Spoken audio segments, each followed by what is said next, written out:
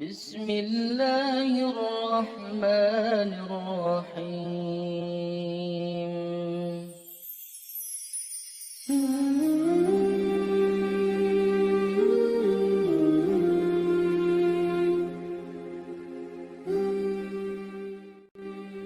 Bismillahirrahmanirrahim. Assalamualaikum warahmatullahi wabarakatuh. Alhamdulillah, kita bisa berjumpa lagi di channel ini. Salawat dan salam selalu tercurahkan kepada junjungan kita Nabi besar Muhammad sallallahu alaihi wasallam. Allahumma sholli ala sayyidina Muhammad wa ala ali sayyidina Muhammad. Sahabat beriman yang dirahmati Allah, godaan dan bisikan setan akan terus melemahkan manusia ke jurang kesesatan. Setan akan riang gembira bila misinya itu berhasil dan membuat banyak manusia menjadi pengikutnya.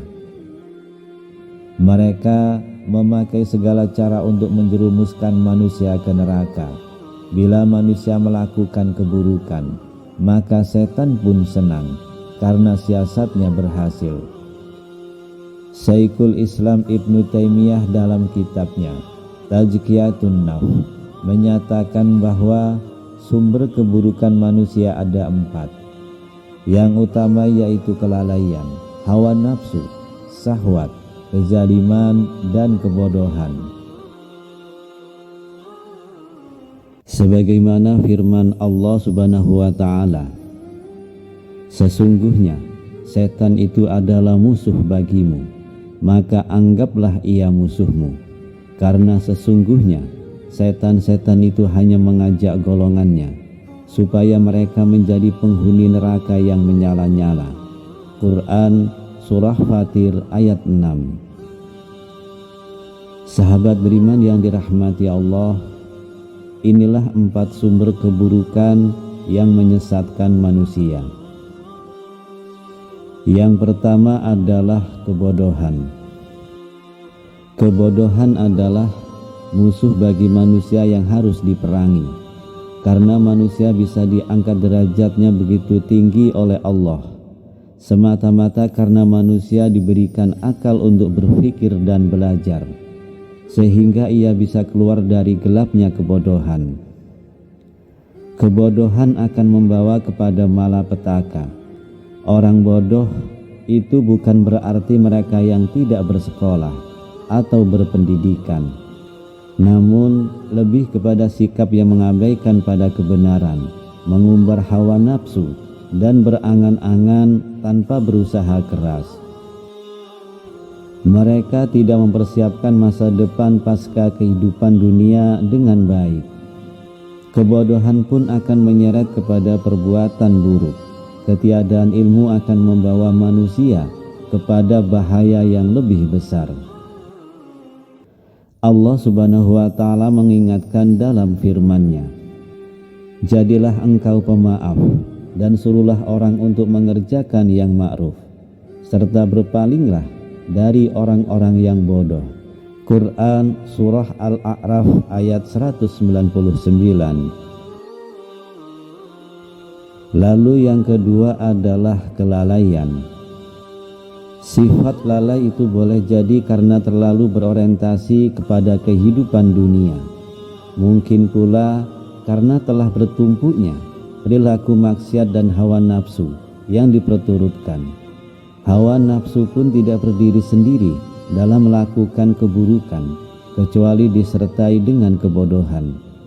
Sebab jika ia mengetahui bahwa sesuatu itu berbahaya dan berdosa untuk dilakukan, maka secara otomatis ia akan tetap menolak untuk mengerjakan hal tersebut. Karena Allah telah menjadikan dalam jiwa kecintaan terhadap apa yang mendatangkan manfaat dan membenci sesuatu yang mendatangkan mudarat. Dan jika seseorang mengerjakan sesuatu yang berbahaya misalnya, maka hal itu disebabkan oleh kelemahan pikirannya. Oleh karenanya, musibah terbesar adalah yang datang dari setan bukan hanya dari nafsu semata, karena setan membuat indah kejelekan dan menyuruhnya untuk melakukannya, serta menyebutkan kebaikan-kebaikan yang terdapat padanya, tetapi tidak menyebutkan mudaratnya, sebagaimana yang dilakukan iblis terhadap Adam dan Hawa. Kemudian setan membisikkan pikiran jahat kepadanya dengan berkata, "Hai Adam, maukah saya tunjukkan kepada kamu pohon khuldi dan kerajaan yang tidak akan binasa?" Quran Surah Thaha ayat 120. Maka keduanya memakan dari buah pohon itu, lalu nampaklah bagi keduanya aurat-auratnya, dan mulailah keduanya menutupinya dengan daun-daun yang ada di surga. Dan durhakalah Adam kepada Tuhan, dan sesatlah ia. Quran Surah Thaha ayat 121. Maka apakah orang yang dijadikan setan menganggap baik pekerjaannya yang buruk, lalu dia meyakini pekerjaan itu baik, sama dengan orang yang tidak ditipu oleh setan?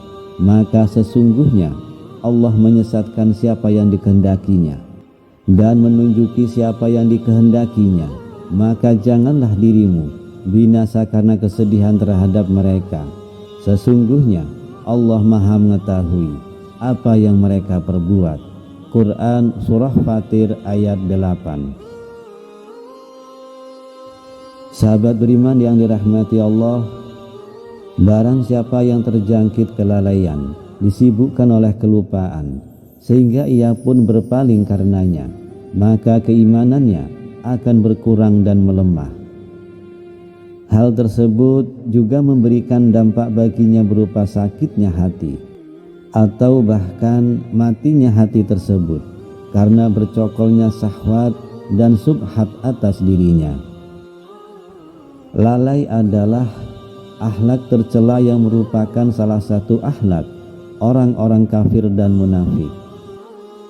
Allah pun memperingatkan tentang kelalaian dengan peringatan yang keras, sebagaimana firman-Nya, "Dan sesungguhnya akan kami isi neraka jahanam banyak dari kalangan jin dan manusia.